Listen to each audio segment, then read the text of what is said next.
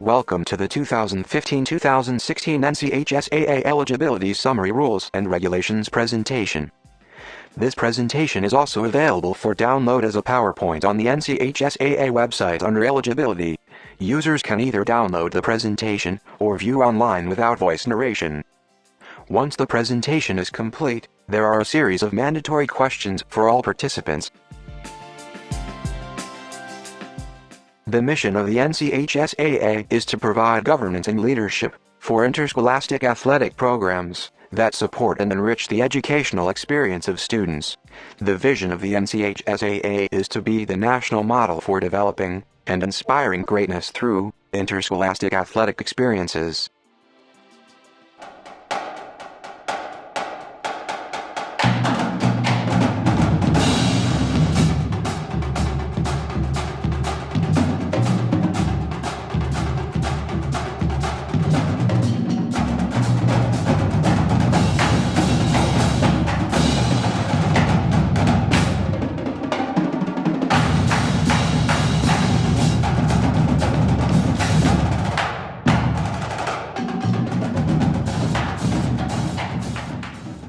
This is beyond X's and O's. This is the difference mutual respect makes. This is what character looks like. This is what defines us in North Carolina. This is sportsmanship. School sports, it's not the outcome that matters most, but the way the games are played. Sportsmanship is the cornerstone of the NCHSAA. It is important so that we can honor ourselves, honor our team, and honor our community so we can make good sportsmanship a habit. Before we begin, here are a few abbreviations that you will see throughout the presentation.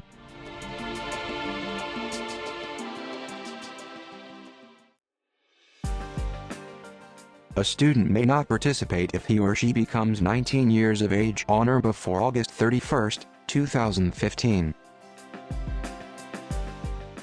Attendance requirements are set by the LEA, as well as what is an excused and unexcused absence. LEA also determines length of day required to be counted in attendance.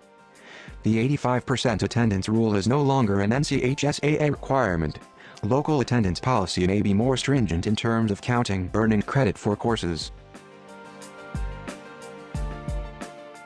Student athletes must 1. Pass a minimum load of coursework from the previous semester to be eligible at any time during the current semester.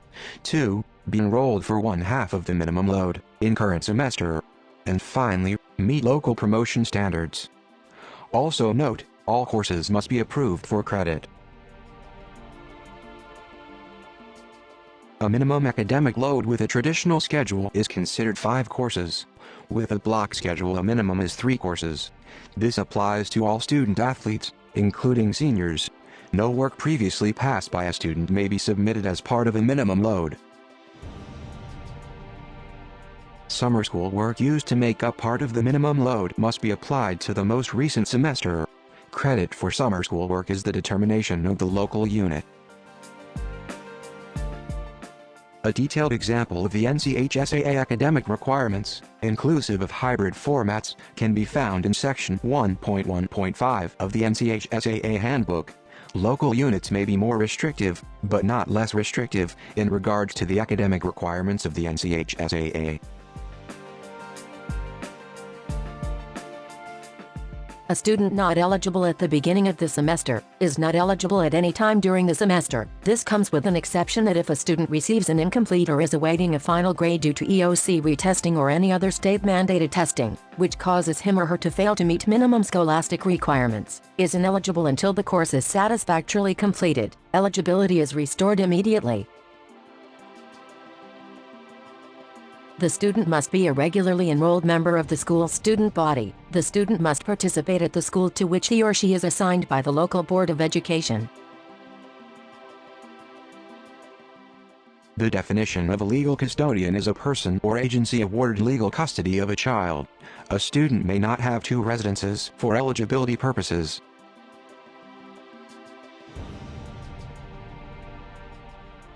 In order for a change of residence to be bona fide, at least the following facts must exist. 1. The original residence must be abandoned as a residence that is sold, rented or disposed of as a residence and must not be used by any member of the family. Also, the entire family must make the change and take with them the household goods and furniture appropriate to the circumstances. Finally, the change must be made with intent that the move is permanent. A student transferring from a member school to another member school within the same LEA must sit out 365 days for athletic participation. The LEA may create criteria for immediate athletic eligibility for transfers within the LEA.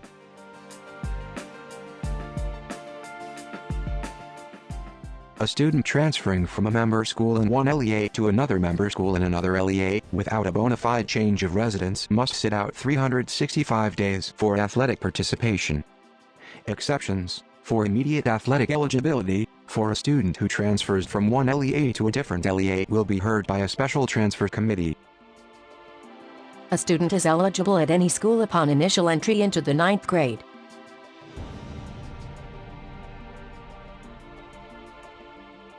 After initial entry into the 9th grade, transfer and boundary criteria shall apply as follows.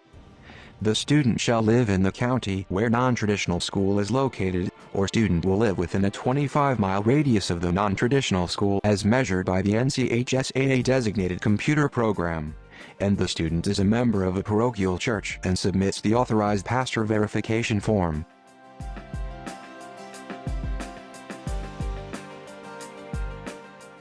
No student may participate at a second school in the same sports season except in the event of a bona fide change of residence of the parents or legal custodian. Change of schools must be contemporaneous with change of residence. A student is eligible at their assigned school if he or she attended school within the administrative unit the previous 2 semesters, provided it meets LEA policy. Falsification of information in terms of eligibility will result in the student-athlete being declared ineligible for a period of 365 days from the point of notification to the NCHSAA. Student-athlete will be prohibited from involvement in all athletic-related activity for the 185-day school year and any school-sponsored activity or activities during the summer.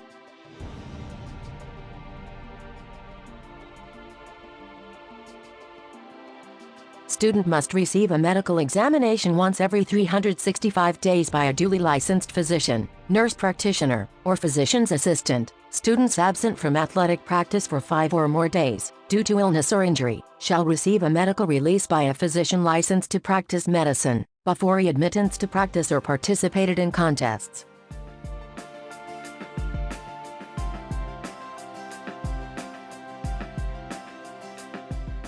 No student may be eligible to participate at the high school level for a period lasting longer than 8 consecutive semesters, beginning with a student's first entry into a 9th grade, or an overage 7th or 8th grade student's participation on a high school team, whichever occurs first. No student may participate at the high school level for more than 4 seasons in a sport, 1 season per year. For example, a student could not play fall women's soccer in one state, and then play NCHSAA women's soccer in the spring. A student must not be convicted of a felony in this or any other state, or be adjudicated as a delinquent for an offense that would be a felony if committed by an adult in this or any other state. During the school year, a student may not play, practice or be on the roster if deemed ineligible. During summer workouts, a student can participate if he or she is enrolled in your school and has a valid physical form on file. Any falsification of this documentation makes the student ineligible for summer workouts.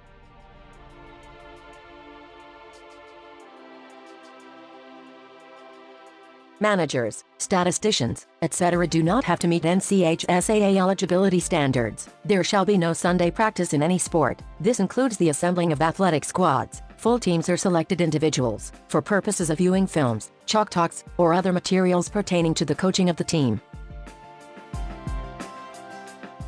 A student may not dress for a game or scrimmage when he or she is not eligible to participate in the game. If a student is ejected, he or she may be in the bench area but may not be in uniform. If a coach is ejected, he or she may not be on the premises during the contest and is not allowed to communicate with the coaches or team during the contest. To maintain amateur status, a student must not accept money or awards having utilitarian value for participation in athletics. A student may accept an award, each sports season, that does not exceed a value of $20. A student must not have signed a professional contract or played on a junior or community college team. Each coach must sign off on the eligibility summary form that is signed by the principal and/or athletics director. Master eligibility sheets are to be shared with each member school of your conference for each sport program. Each school must hold a mandatory parent-guardian meeting to have parents and students sign the eligibility and authorization statement to acknowledge that eligibility, sportsmanship policies and expectations have been reviewed.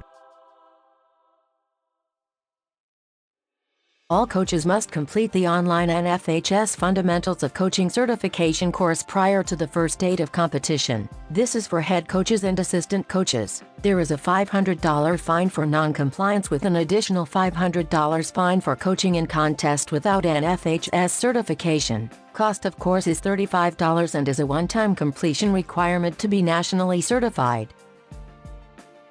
Each year, all coaches must complete the online NFHS Concussion in Sports, What You Need to Know course, or equivalent concussion curriculum prior to the first date of practice in their sport program. There is a $500 fine for non-compliance with an additional $500 fine for coaching in a contest without this certification. The course provides a guide to understanding, recognizing, and properly managing concussions in high school sports. The NFHS course is offered free of charge, only takes 20 minutes to do, and is an annual requirement for all coaches.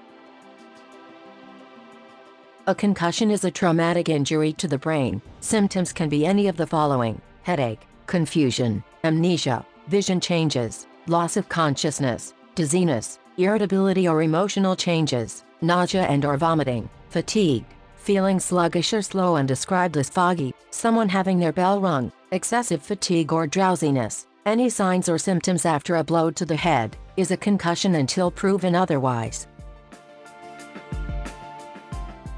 A high school athlete should never return to play on the day they suffer a concussion. Returning an athlete to play before complete resolution of symptoms can lead to recurrent concussion, prolonged post-concussion symptoms, or even second impact syndrome, which could be fatal. An athlete with suspected concussion cannot return to play until he or she is cleared by a licensed medical physician. Managing concussions is difficult even for well-trained and experienced medical providers. Coaches, you do not want this responsibility or liability. This is a state law. Here is our take-home point about concussions. At the end of the day, it's not an athlete's knee, ankle, or elbow. It's their brain, and you cannot get this one wrong. When in doubt, sit them out. At least one member of each sport or activity staff should take and pass the NFHS First Aid for Coaches course, be certified, and be present at all contests and practices. By August 1, 2017, it will be a requirement that all coaches be certified in CPR-AED.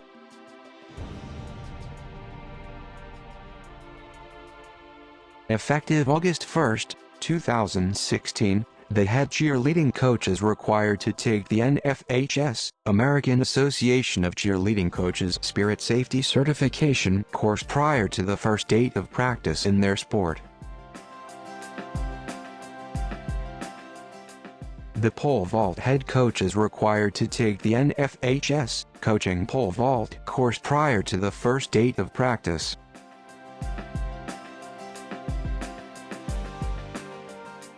Head coaches must attend an NCHSAA State Rules Clinic, either to the North Carolina Coaches Association Clinic in Greensboro, or Regional State Rules Clinic conducted by the NCHSAA, prior to coaching in the first contest of the season.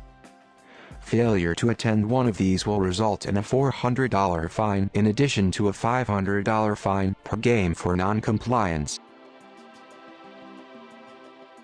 Schools that have unpaid fines to the NCHSAA are not eligible to compete in the playoffs for that sport, unless the fine is paid 2 days prior to the playoff reporting date for that sport.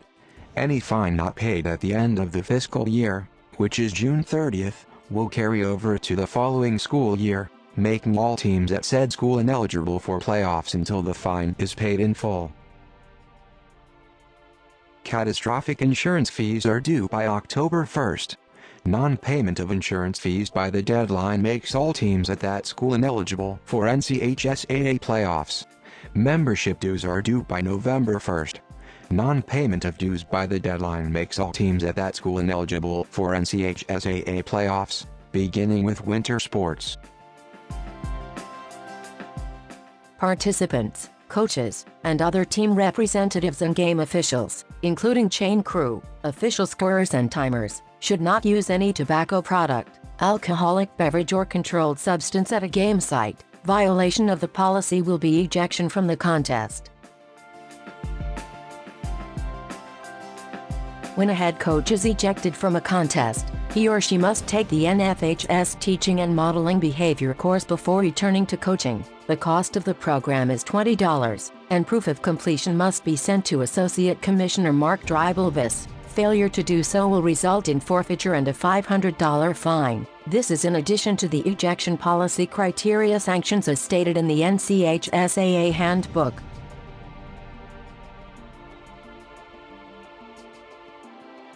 When a student athlete is ejected for fighting, the head coach must take the NFHS Teaching and Modeling Behavior course before returning to coaching. The cost of the program is $20, and proof of completion must be sent to Associate Commissioner Mark Dreibelbus. Failure to do so will result in forfeiture and a $500 fine. The student who is disqualified or ejected from a contest must take the NFHS Sportsmanship course before returning to competition. This is in addition to the ejection policy criteria sanctions as stated in the NCHSAA handbook. Flagrant contact includes, but is not limited to, maliciously running over the catcher or fielder without attempt to avoid contact, excessive contact out of bounds or away from playing action, that is, unwarranted and extreme in nature, tackling or taking down a player dangerously in a malicious manner, illegally hitting or cross-checking an opponent in an excessive manner, with the lacrosse stick. Flagrant contact carries the same penalty as all other NCHSAA ejection policy criteria, which is being ineligible for 1 game in football and 2 games. In all other sports, when the combative act causes an opponent to retaliate, it is a fight and carries a double penalty. Schools may sponsor teams in sports not sanctioned by the NCHSAA, such as gymnastics, weightlifting, women's field hockey, or men's volleyball. Even though such sports are not sanctioned by the NCHSAA, member schools should work, wherever possible, to adhere to the ideals and guidelines established by the NCHSAA for their member schools and sports which they do sanction. The need to promote sportsmanship, to protect instructional time, or the physiological and emotional needs of maturing teens should not disappear simply because it is not a sport sanctioned by the NCHSAA. Cervical spine injuries are typically caused by contact with a forward flexed neck known as a spearing position. Any numbness or tingling in both arms is suspicious for a cervical spine injury. A stinger never causes the person to experience burning in both arms.